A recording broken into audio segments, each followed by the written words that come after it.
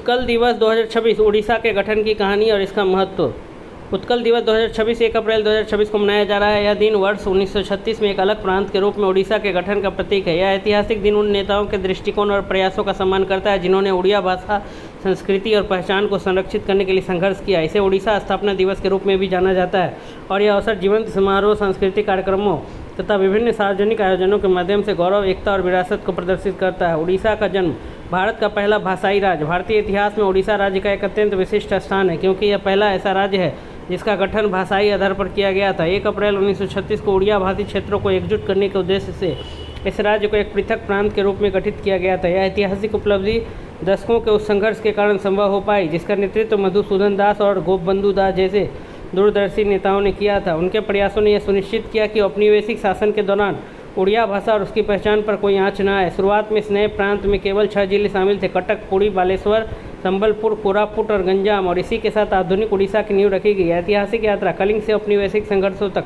जिस राज्य को आज उड़ीसा के नाम से जाना जाता है उसे एक समय कलिंग कहा जाता था। कलिंग प्राचीन भारत का एक शक्तिशाली और समृद्ध साम्राज्य था। 261 ईसा पूर्व में हुआ प्रसिद्ध कलिंग युद्ध सम्राट अशोक के जीवन में एक बड़ा परिवर्तन लेकर आया और उन्हें शांति तथा बौद्ध धर्म की ओर अग्रसर किया।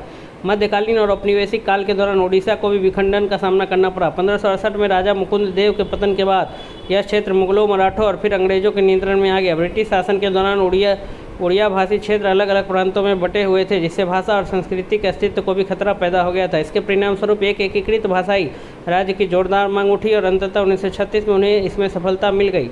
उड़ीसा राज्य के दर्जे के लिए आंदोलन, पहचान की लड़ाई। अलग उड़ीसा राज्य की मांग ने 19वीं सदी के आखिर और 20वीं सदी की शुरुआत में जोर पकड़ा।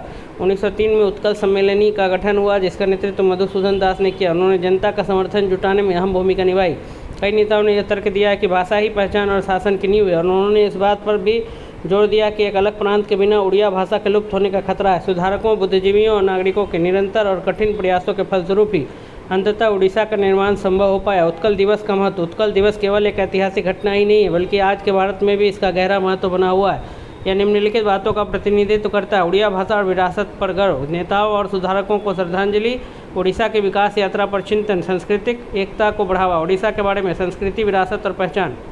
उड़ीसा भारत के सबसे अधिक सांस्कृतिक रूप से समृद्ध राज्यों में से एक है और यह अपनी गहरी ऐतिहासिक जड़ों और जीवंत परंपराओं के लिए जाना जाता है। उड़ीसा के बारे में मुख्य तथ्य इस प्रकार है: राजधानी भुवनेश्वर, इसके लिए प्रसिद्ध जगन्नाथ मंदिर, पुरी और कोणार्क सूर्य मंदिर। शास्त्रीय नृत्य शैली ओडिसी, बंगाल की खाड़ी के किनारे पूर्वी तट पर स्थित।